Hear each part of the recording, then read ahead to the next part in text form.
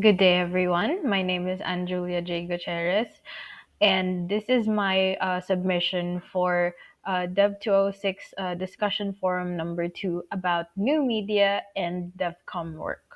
So, first off, I'll start with a question. So, how many of you have listened to an online radio station or read an ebook lately? I guess based on previous discussion forums with my classmates, I know that a lot of you have actually listened to online radio stations regularly. I personally tune into podcasts more often, and personally, I tend to read physical books more than ebooks. So uh, let's have a bit of a background here. So in the Philippines, new digital platforms like internet radio, podcasts, and ebooks are growing rapidly. But how do these platforms fit into development communication? So today we'll be exploring whether these emerging tools can be used to help address the social, economic, and educational challenges that our country is facing. So let's have a quick recap. Development communication is all about using communication tools to improve society. It's about sharing knowledge, raising awareness, and influencing change to solve problems in health, education, governance, and more. So, what do we mean by new media exactly? So, when it comes to internet radio, online stations and podcasts that stream content to audiences on demand, which bypasses traditional radio. So, that's what internet radio is.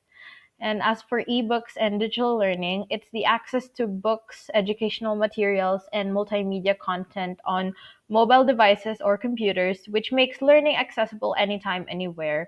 Um, my high school actually implemented this a few years after I left the school. That instead of textbooks, my school has implemented the tablet system, which all students are required to use tablets instead of physical books. So that was back in 2015, I think. So social media and blogs. So platforms like Facebook, YouTube, Instagram, and even TikTok are widely used in the Philippines nowadays to spread information, engage communities, and advocate for causes. Since a lot of people have had more access to smartphones over the years. New media in DevCom. So, digital platforms allow us to share messages with large audiences, including those in rural and underserved communities.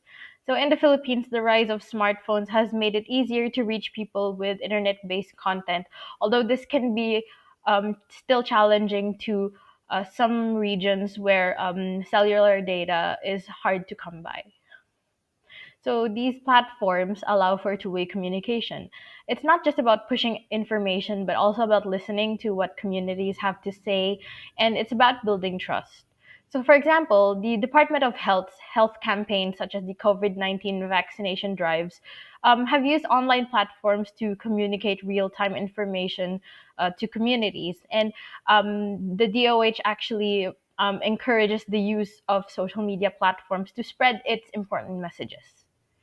So, why internet radio? So, internet radio, with its ability to broadcast content globally, is a tool to reach Filipinos who are living in remote areas. So, as I said, um, sometimes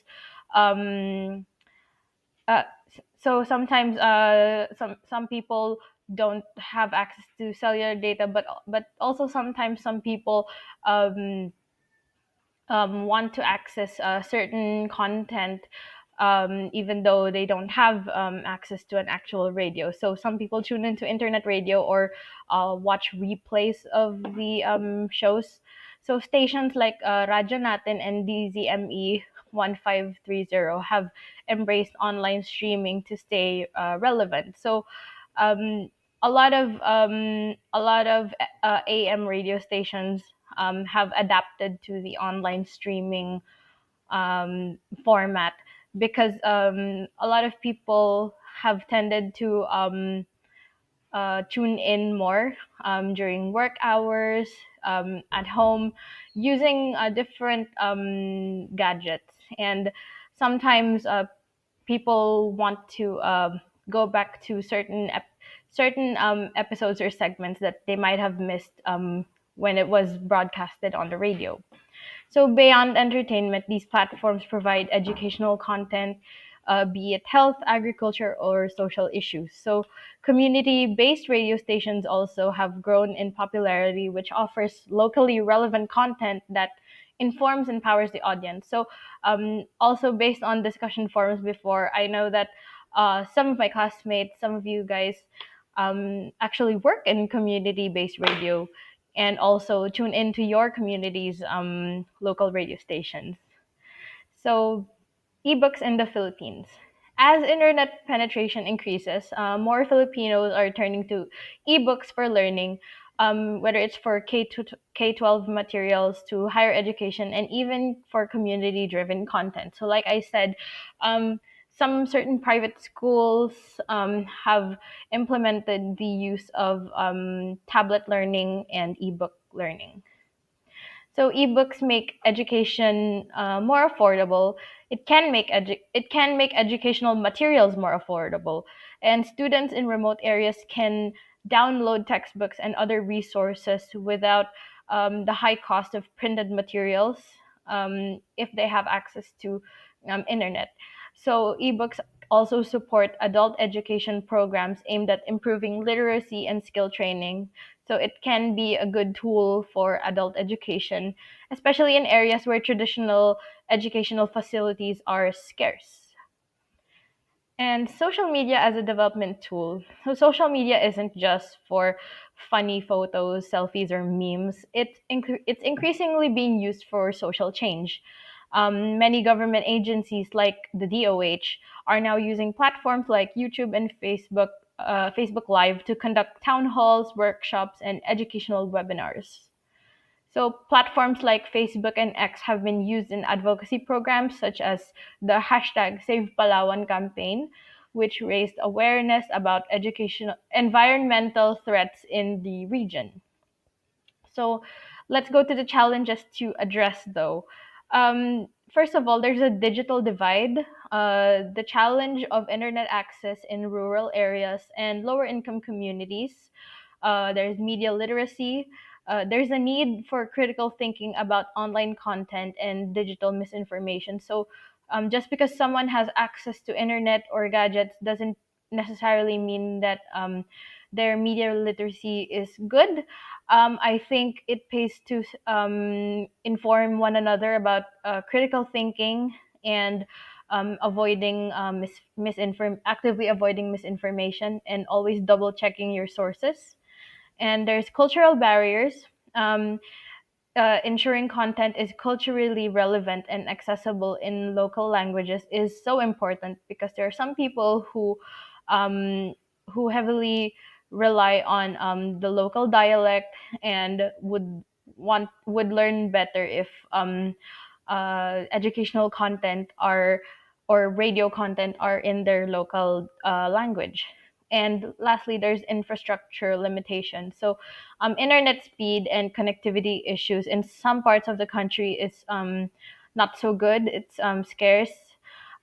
So that's why radio is still thriving, especially in these rural areas. So this can be limiting though for ebooks and social media based learning.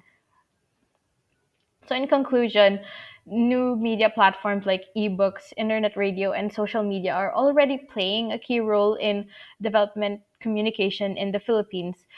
They provide affordable, accessible ways to reach diverse communities, promote engagement, and share important information. So, it's fair to say that these new media platforms have come far in recent years, but then there's still a long way to go in bridging the gap between the digital divide. So there's still that to work on. So while challenges like internet access and digital literacy exist, these platforms still offer significant potential to support inclusive and community-driven development in the future. So perhaps one day when the cellular infrastructure is much better, maybe more people can overcome these challenges to internet access and um, actually have more opportunities for learning, such as what we're doing now here at the UP Open University. And here are my sources, and thank you for listening.